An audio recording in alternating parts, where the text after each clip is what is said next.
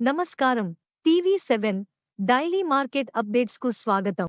జొన్నలు కర్ణాటక, తెలంగాణ, ఆంధ్రప్రదేశ్ లాంటి మరికొన్ని రాష్ట్రాలలో ఈ ఏడాది వృద్ధి చెందిన సేద్యం మరియు ఉత్పత్తి వలన కర్ణాటకలోని కుస్తగి, కుత్తూరు ప్రాంతాలలో ప్రతిరోజు 10 నుండి 15 వాహనాలు, బళ్ళారిలో 800 నుండి 1000 బస్తాల కొత్త జొన్నల రాబడిపై 2000 నుండి 2400.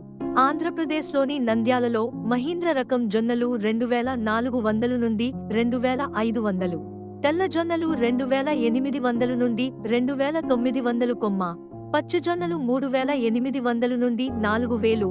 తెలంగాణలోని మహబూబ్నగర్లో 1000 నుండి 1500 బస్తాలు 2300 నుండి 4500.